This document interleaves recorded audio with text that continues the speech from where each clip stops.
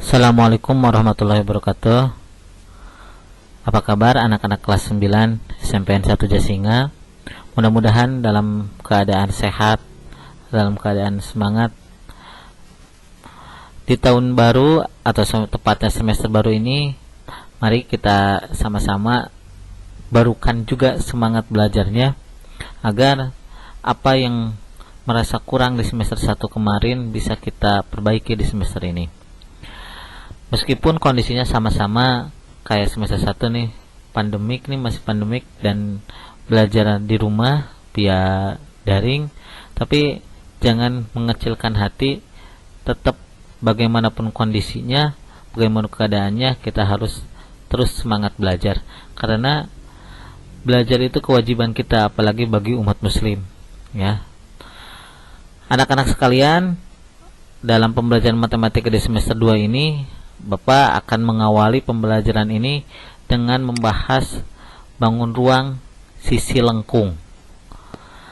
Kalian waktu kelas 8 pernah belajar tentang bangun ruang sisi datar. Ada kubus, ada balok, ada limas, ada prisma. Nah, itu bangun ruang dengan sisi datar. Nah, sekarang kita akan membahas tentang bangun ruang sisi lengkung. Sebelum dimulai pembelajaran ini, alangkah baiknya kita berdoa terlebih dahulu. Silahkan kalian pause video ini dan berdoa di dalam hati kalian. Silahkan. Oke, kalau sudah, siapkan buku catatannya, tulis materi-materi yang pentingnya dan buku yang kalian belum ambil di meja Bapak, silahkan kalian bisa ambil ya. Oke, kembali ke materi. Apa saja sih bangun ruang sisi lengkung itu? Bangun ruang sisi lengkung itu diantaranya ada tabung, ada kerucut, ada bola. Nah, jadi di bab ini kita akan membahas 3 benda ini: tabung, kerucut, bola. Mungkin nama ini tidak asing bagi kalian. Pernah belajar atau sudah melihat bahkan bendanya di kehidupan sehari-hari sering ya. Tabung sering, kerucut sering, bola sering. Mari kita bahas satu-satu ya. Yang pertama kita akan bahas tabung terlebih dahulu. Apa itu tabung? Nah, tabung itu secara definisinya, pengertiannya, bangun ruang 3 dimensi yang dibentuk oleh 2 buah lingkaran yang identik, yang sejajar, dan sebuah persegi panjang yang mengelilingi kedua lingkaran tersebut. Oke. Jadi pertama 3 dimensi. 3 dimensi itu tadi ada panjang, ada lebar, ada tinggi. Itu 2 buah lingkaran. Mana saja lingkarannya? Nah, ada lingkaran atas, lingkaran bawah, dan sebuah persegi panjang yang jadi badannya itu. Oke, itu secara pengertiannya. Nah, unsur-unsur tabung ada apa saja? Di dalam tabung itu ada apa saja unsur-unsurnya? Pertama, tabung mempunyai 3 sisi, yaitu sisi atas atau tutup, seringkali disebut sisi tutupnya. Yang kedua, ada sisi bawah atau seringkali disebut sisi alas. Yang ketiga, ada sisi lengkung. Ya, itu yang disebut lengkungnya. Kadang disebut selimut tabung, kadang juga disebut badan tabung. Tapi seringnya disebut selimut tabung. Ya, badannya itu. Jadi sekali lagi, tabung memiliki 3 sisi. Ada sisi atas atau tutup, ada sisi bawah atau alas, ada selimut tabung atau badan tabung. Kalau dulu Pak di kubus ada namanya, selain sisi ada namanya rusuk. Tabung punya rusuk gak? Kira-kira menurut kalian tabung ada punya rusuk gak? Nah, tabung memiliki 2 rusuk. Betul, yang menjawab atau yang menebak 2 rusuk. Mana saja 2 rusuknya? Nah, ini rusuk pertama lingkaran atas atau lingkaran tutup. Yang kedua rusuk pada lingkaran bawah ya. Kalau yang lupa, rusuk itu adalah garis yang menghubungkan antar sisi ya. Itu disebut rusuk. Nah, tanya lagi Pak, kalau titik sudut Kira-kira tabung punya gak titik sudutnya?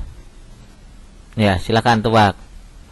Nah, tabung tidak punya titik sudut karena alas atau tutupnya berbentuk lingkaran. Lingkaran tidak memiliki titik sudut ya. Jadi pada tabung tidak punya titik sudut. Nah, unsur terakhir ada yang dinamakan dengan tinggi tabung. Tinggi tabung itu jarak antara alas dan tutupnya atau atapnya. Nah, ini ya jaraknya disebut tinggi tabung. Nah, ini jelas ya. Oke. Jadi sekali lagi, tabung punya 3 sisi. Sisi atas, sisi bawah, dan selimut. Punya 2 rusuk dan tidak punya titik sudut. Itu unsur-unsur tabung. Bagaimana jaring-jaring tabung? Kalian pernah melihat bentuk tabung yang paling ada di lingkungan sehari-hari itu adalah kaleng lah gitu. Kaleng itu kalau kita buka atasnya ini berbentuk lingkaran. Bawahnya juga berbentuk lingkaran. Nah, si selimut tabung itu kalau kita gunting nih tengah-tengahnya akan membentuk persegi panjang. Nah, selimutnya itu bentuknya persegi panjang. Jadi jaring-jaring tabung itu terdiri dari 2 lingkaran dan 1 persegi panjang. Nah, itu. Kalian bisa mencoba di rumah kalau punya kaleng susu bekas yang prison flag gitu, yang kalengnya kalau kalian gunting itu nanti badannya itu berbentuk persegi panjang. Tutup dan bawahnya itu pasti lingkaran. Oke. Nah, seperti halnya pada benda atau bangun ruang yang akan jadi patokannya, yang akan kita pelajari selain unsur-unsurnya adalah luas permukaan dan volume. Hari ini kita akan fokus kepada luas permukaannya terlebih dahulu ya. Nah, volumenya kita simpan untuk pertemuan selanjutnya. Nah, ini rumus luas permukaan tabung. Jadi, rumus luas permukaan tabung itu adalah jumlah dari luas selimut tabung ditambah luas sisi atas ditambah luas sisi alasnya atau sisi bawahnya. Jadi gabungan luas permukaan tabung itu dari 3 sisi tadi. Rumus luas selimut tabung. Luas selimut tabung itu ini kan bentuknya persegi panjang. Panjang kali lebar. Panjangnya itu 2 PR. Lebarnya adalah tinggi tabung itu. Jadi rumus luas selimut tabung adalah 2 PR kali T atau panjang kali lebar. Panjangnya 2 PR. 2 PR dari mana, Pak? Keliling lingkaran.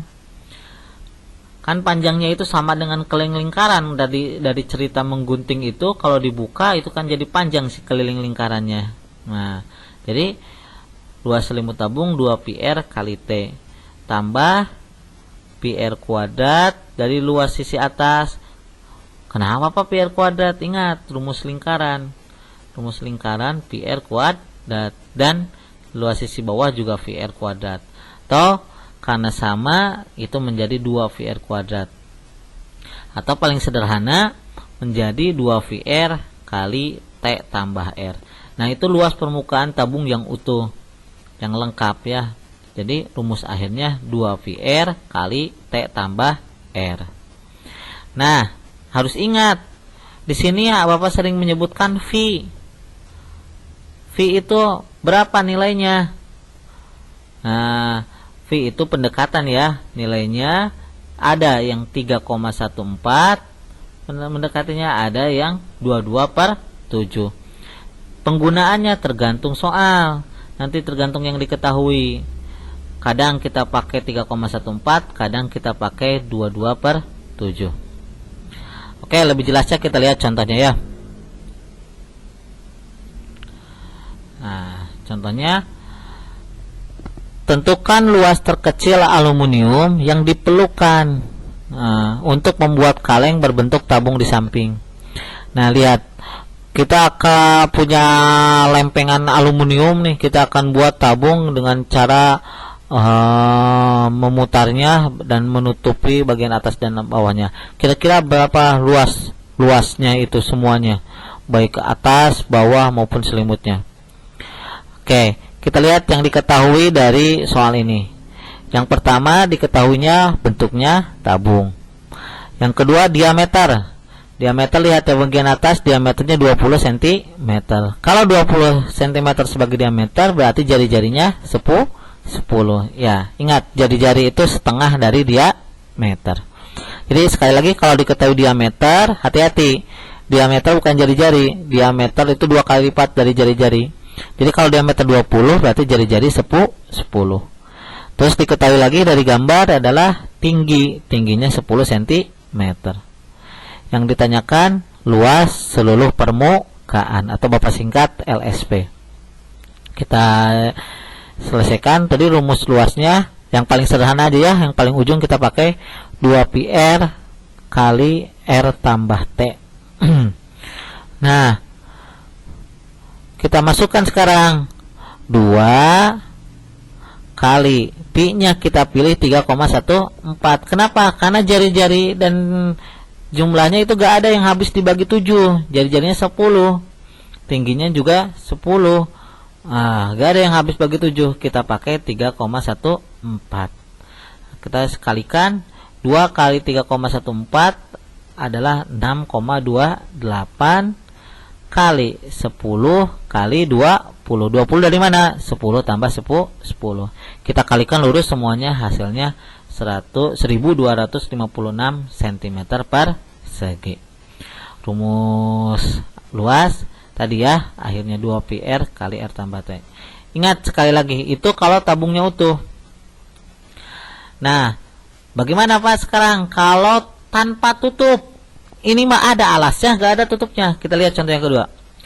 Luas seluruh permukaan tabung tanpa tutup yang panjang jari-jarinya 14 cm dan tingginya 10 adalah, nah ini lihat tabungnya tanpa tutup. Gak bisa kita pakai rumus tadi yang 2πr kali R tambah T atau T tambah R, gak bisa. Jadi ini harus manual nih. Jadi diketahuinya jari-jari 14 ya, langsung itu mah T10, udah jelas ya di sini nih, jari-jari 14, T-nya 10. Nah, ditanyakan luas tanpa tutup. Jadi yang tersedia apa luas tanpa tutup? Berarti hanya tinggal alas bawah ditambah luas selimut.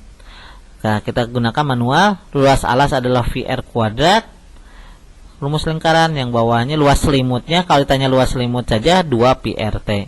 Jadi cari luas alas dan cari luas selimut masing-masing. Luas alas PR kuadrat berarti V-nya 22/7. Kenapa Pak? Nah, sekarang kenapa 22/7? Karena jari-jarinya 14 habis dibagi 7. Jadi VR kuadrat 22/7 kali 14 kali 14. Kalikan 22 kali 14 kali 14 dibagi 7 dapat 616. Begitupun yang ini 2πrt, 2 kali 22/7 kali 14 kali 10. Ini kalikan dulu lurus semuanya, 2 kali 22 kali 14 kali 10 bagi 7 dapat 880. Jadi kita tambahkan luas alasnya 616, luas selimutnya 880. Jadi luas seluruh permukaan tabung tanpa tutupnya 1496 cm per segi. Yang mana ini jawabannya? Yang C ya, 1496. Nah, itu anak-anak luas. Jadi tergantung soalnya. Jadi kalau ditanyakan luas utuh, bisa kalian gunakan rumus yang tadi, yang ini. Yang 2πr dalam kurung kali R tambah T atau T tambah R boleh. Itu kalau utuh.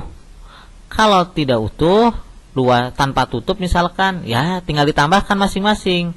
Luas alas dihitung, luas selimut dihitung, baru ditambahkan. Bahkan kadang-kadang ada yang tanyakan luas selimut saja. Kalau luas selimut saja mah ya cukup dicari luas selimut, yaitu 2πr kali T ya, 2πrt. Nah, itu kira-kira pembahasan tentang luas permukaan tabung. Nah, silakan kalian Kalau belum jelas, ulangi, putar lagi video ini, dan kalau sudah, kalian boleh kerjakan latihan soal ini 1-5 di buku. Nah, ini gak usah dikumpulkan, ditulis aja di buku catatan penyelesaiannya. Nanti bukunya akan Bapak kumpulkan dan akan Bapak nilai ya. Nah, sebelum diakhiri, Bapak ingatkan lagi bahwa semester ini adalah semester 2, adalah semester untuk kalian kenaikan kelas, semester yang akan menjadi penentu kalian apakah kalian naik kelas atau tidak, ataukah hal-hal yang kemarin kurang bisa diperbaiki atau tidak. Nah, ini tergantung kalian sekarang. Jadi Bapak harapkan kalian tetap semangat, apalagi kalian akan mengakhiri masa-masa di SMP semester sekarang. Akhirilah masa-masa di SMP ini dengan baik, dengan bagus gitu. Nah, jadi tanpa penyesalan ketika nanti udah melangkah ke jenjang selanjutnya. Ya. Pertemuan selanjutnya kita akan membahas tentang volume tabung. Nah, kita akhiri dulu pembahasan materi hari ini. Terima kasih atas perhatiannya anak-anak sekalian.